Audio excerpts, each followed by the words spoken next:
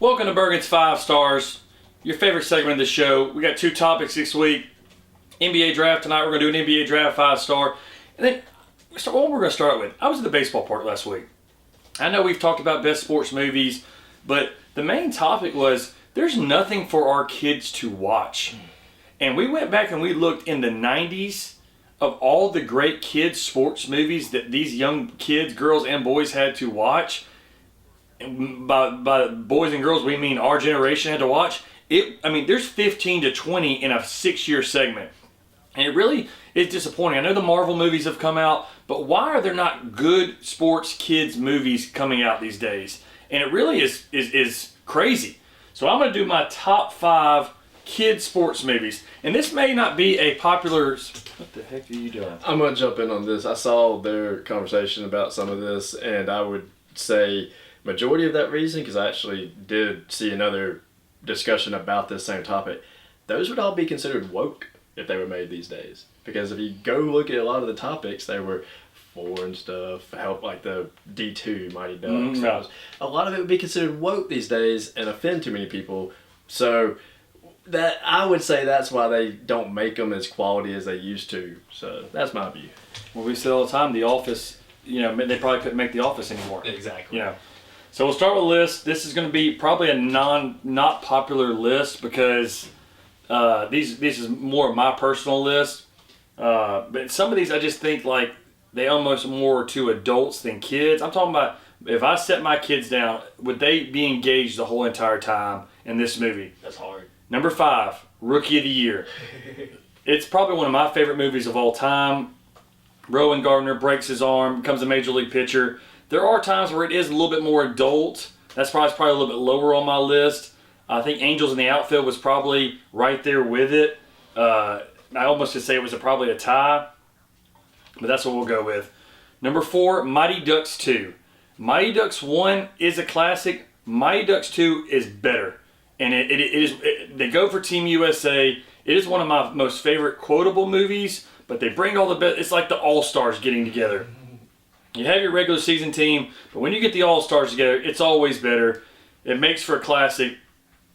The storylines, Iceland, everything in between.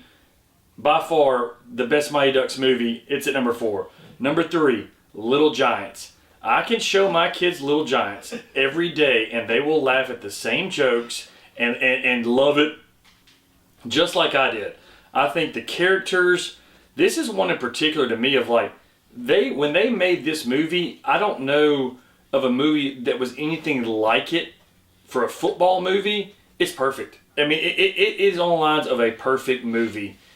From the comeback, the annexation of Puerto Rico, bringing in the NFL players, Big Brother, Little Brother, it's everything, man. Well, the NFL, if you go look, it was actually a big producer on the film. It was done to get younger viewers engaged with professional football. Yeah. It was kind of a promotional movie. That's kind of what it was for too, but it just happened to be great.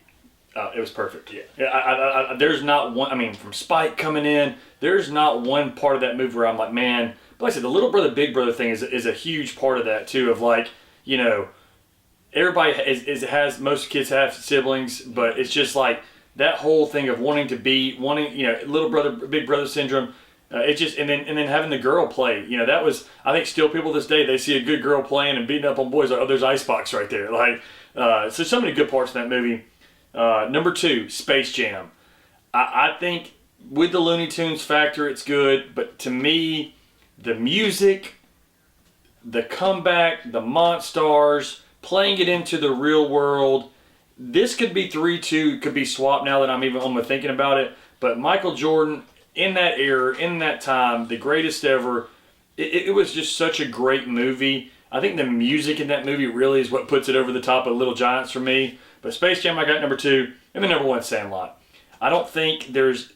I go back and watch this movie sometimes with my kids, and I'm like, there is probably 20 scenes in that movie that should be in like movie history, from Squints at the pool to the throwing up on the sexual assault. The ride. Sexual assault should be not sexual assault. Okay, kid was making a move on a lifeguard. Grew a little taller that day. From the the scene where they're talking crap to each other to where they're playing each other. The 4th of July scene with the fireworks, getting the ball back from the dog.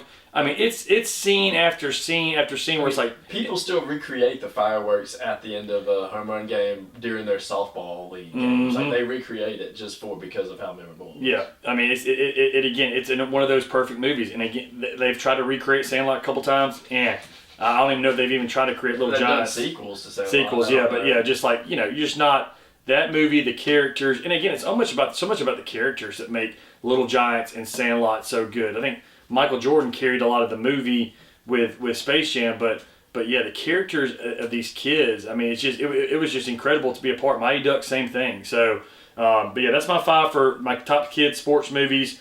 Hopefully they'll make a run at those soon and bring some back, but who knows. Chosen Ones Productions. Top NBA draft picks. The draft being tonight, Cooper Flagg, Victor Wembanyama for the Spurs a couple years ago. They're going to be something to look for the next 5 or 6 years of those picks end up being. Zion hasn't really turned out to be the pick for the Pelicans they probably thought he was. But these are the top 5 picks of draft. Number 5, LeBron James, Cleveland Cavaliers, 2004. You probably say, man, LeBron, he's one of the greatest ever. Like, how is that not more? That resulted in 1 championship. So if I think all around, yes, it did change the city, it did change the culture of Cleveland, but it resulted in 1 championship. And he had to leave to go with his buddies in South Beach to pretty much go to college for the first time in his life and then come back to win the 1 championship. So it would be higher on my list, but it resulted in 1 championship. Number 4, Larry Bird, Celtics, 1978. Now, if you recall, Larry Bird didn't come out until 1979, but the Celtics actually drafted him the year before, and they had to actually make some moves, and Larry Bird had to sign to make sure that he was drafted there. And they actually got him a lot lower than probably what they would have got him for in 1979. The move there, the 4 championships on top of that, that's why I got Larry Bird at number 4. Number 3, Tim Duncan. Tim Duncan with the Spurs may be one of the luckiest draft picks of all time. Because if you don't recall, the Spurs had a really good team. David Robinson breaks his leg, and pretty much the rest is history. Because once he breaks his leg, the Spurs just sucked. So when they sucked, that means they got a really good draft pick. And when you go to the lottery, which me and Chance talked about last week, it could be anybody you get to be in the lottery. And they got the number 1 pick, and they got Tim Duncan, which led to the Twin Towers, which led to 5 championships, which led to pretty much the greatest power forward ever. That's why he's number 3. Number 2, Magic Johnson. Not only has Magic won 5 championships with the Lakers, but he transcended Showtime basketball for Los Angeles and was just a wave in the 80s for what happened in Los Angeles and winning all those championships, playing for the same team the whole entire time. I know his career got cut short because of HIV, but again, Magic, what he did for Los Angeles, that's why he's number 2. And then number 1 is Michael Jordan. Not only because he wasn't the number 1 pick, but he was the number 3 pick. But Jordan wins 6 titles, undefeated in the NBA Finals. Michael was Chicago. I still think I went to Chicago this year. I went to Chicago probably 4 or 5 years before that. People say the business is still not what it was. Even though there's more people, more businesses, it's never what it was when it was in the 90s with Michael and the money that flowed through that town and the championships that flowed through that town. That's why he's number 1 on my list. Because you didn't get him at number 1, you got him at 3. You got 6 championships, and he played for them his whole entire career. I don't count the Wizards. He pretty much owned the team and was playing for the team.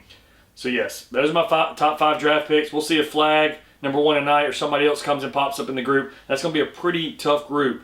And again, you got greater players that have played in the NBA. Kobe Bryant was traded.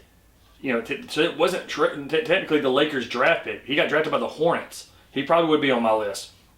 Kareem Abdul-Jabbar, he was a Bucks. He got traded to the Lakers. Wilt Chamberlain, 76ers, traded to the Lakers. Shaq, Magic, traded to the Lakers. It seems like all of them get traded to the Lakers at some point. LeBron, traded to the Lakers. So, but yes, it's a very prestige list, and I don't think there's that many quality kids on there tonight, but I think Flagg is somebody to definitely pay attention to down the road. But that's my 5 stars. We'll see what yours are.